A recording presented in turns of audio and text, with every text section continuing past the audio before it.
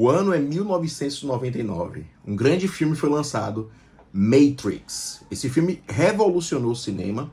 Ele foi dirigido pelas irmãs Wachowski. Esse filme trazia grande novidade para tudo que nós vimos hoje. Muitos filmes copiaram, se basearam no grande Matrix. Matrix conta a história de Neo, que é interpretado por Keanu Reeves, um programador que descobre que não está no mundo real. Na verdade, ele está na Matrix, na matriz, né? Ele está numa realidade que é uma realidade simulada.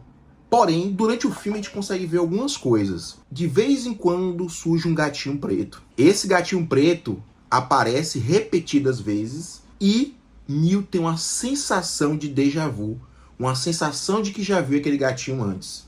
E aí dá a explicação que aquilo acontece quando há um erro na Matrix, quando há uma modificação na Matrix, quando há uma mudança, e pode ser algo ruim ou pode ser algo bom. A gente vê muitas vezes no cinema falando sobre déjà vu. A gente vê em filmes de ficção, a gente vê em livros, a gente vê em séries. Vários outros filmes foram lançados e muitas vezes é associado com viagem do tempo. Como se fosse uma clarividência, como se fosse uma visão do futuro para poder resolver aquilo. E aí vamos ter desde o Dia da Marmota, que nós vamos falar em outros episódios, claro, e até chegar no filme também chamado de Déjà Vu, né? Tem um filme mais recente aí. Esse filme Déjà Vu, ele é um filme de 2006, dirigido por Tony Scott e interpretado por Denzel Washington, que tenta a todo custo evitar um ataque terrorista. Um filme muito bom também. Bem, se for falar de filme Déjà Vu, temos vários. Mas hoje nós vamos aqui no canal, no Neuronerd, falar sobre a neurociência do déjà vu. Eu sou Thiago Nascimento, neurologista e nerd, e vamos lá.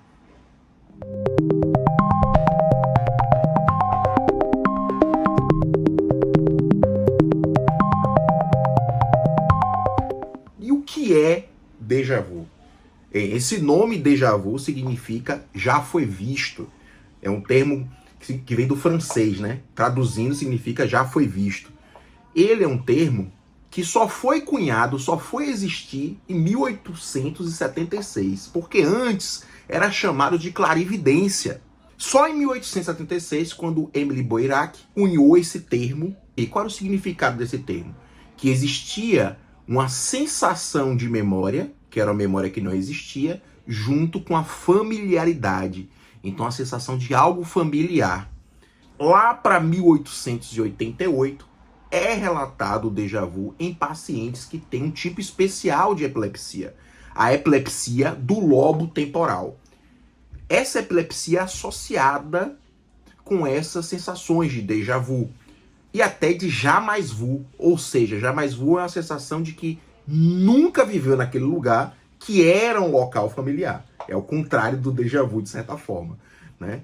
Então, começaram a pensar, será que o déjà vu tem relação com esses quadros de epilepsia, esses quadros de convulsão, de crise convulsiva, né? Porque muitas vezes o paciente sentia o déjà vu e depois ele ia para uma crise convulsiva. Só que as pessoas, de maneira geral, têm déjà vu. Tem estudos que dizem que de 30% a 80%, de 30% a 100% dos pacientes, é muito difícil determinar, porque é algo difícil de estudar, porque é aleatório. Ninguém vai sentar do lado do outro e dizer, deixa eu esperar, vou aqui esperar até o outro ter um déjà vu. Muito mais comum em mais jovens. O déjà vu começa a surgir lá entre os 6 e 10 anos de idade e depois ele começa a diminuir entre lá para os 25 anos de idade. Mas por que eu não posso dizer que surgiu o déjà vu antes dos 6 anos de idade? Como é que você vai explicar para a criança o que é familiaridade? Muitas vezes ela não entende o que é uma familiaridade. Uma sensação de familiaridade. Então, muitas vezes, essa pode ser a explicação. Mas voltando para a questão da crise convulsiva, será que esse déjà vu, então, é uma mini crise convulsiva? A gente sabe que nesse processo de déjà vu devem estar envolvidos a área da memória, que é lá próximo no lobo temporal e hipocampo, e também o córtex frontal, que é a área de decisão. Porque muitas vezes você tem a criação daquela impressão e rapidamente você entende que aquilo não existe.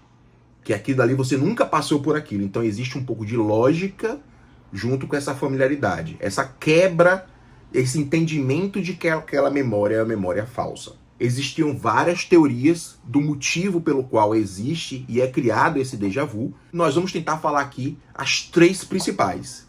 Então, quais são essas 3 hipóteses para o processo de déjà vu?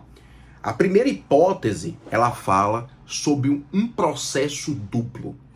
Então imagine que você está em sua casa, vai assistir a Bela da Netflix, quando o seu gato, derruba um vaso. O processo de entender, de ver que o gato derrubou o vaso, que aconteceu o barulho da quebra do vaso, que a televisão estava ligada na Netflix, são vários processos que vão por áreas diferentes, cerebrais.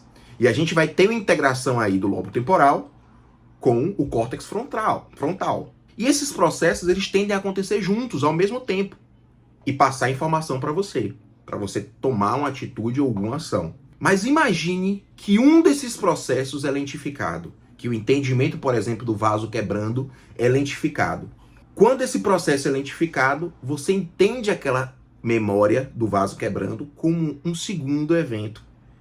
E como um primeiro evento, todo aquele resto do processo. Porque esse resto do processo não foi atrasado.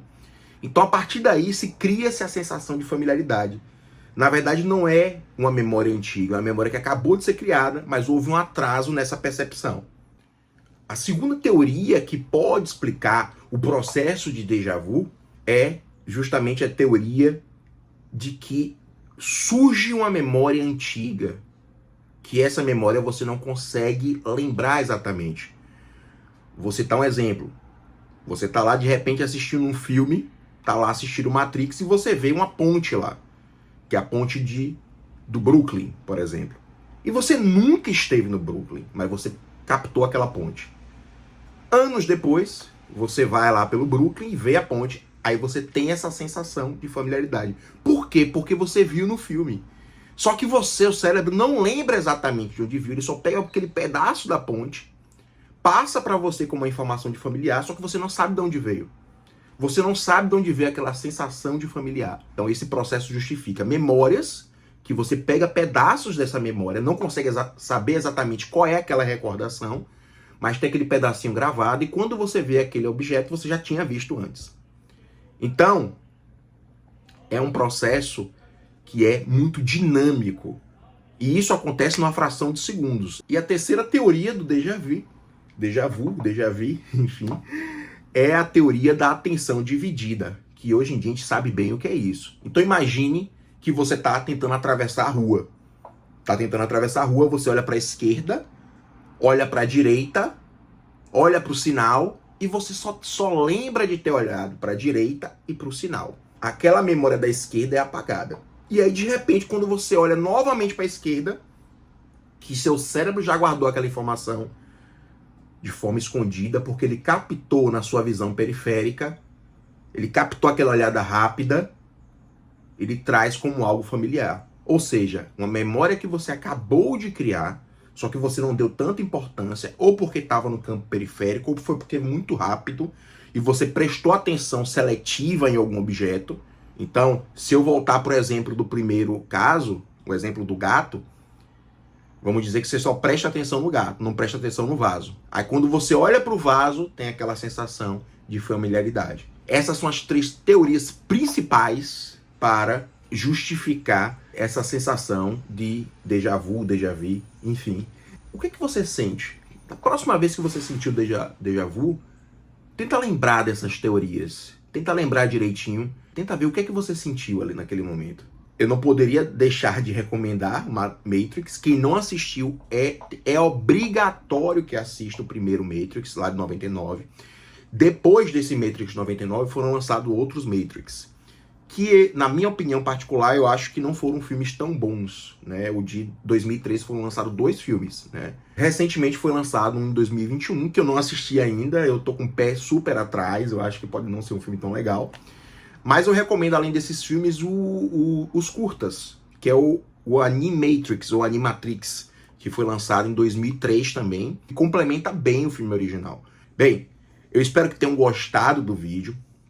Se inscrevam no canal, Compartilhe esse vídeo com alguém que pode gostar desse tema, alguém que você, poxa, é um amigo meu, compartilha com um amigo, com um familiar, né? Não esquece de dar o like, essa curtida é importante. Deixar um comentário, uma sugestão de vídeo para os próximos vídeos. E toda quinta-feira eu tô aí.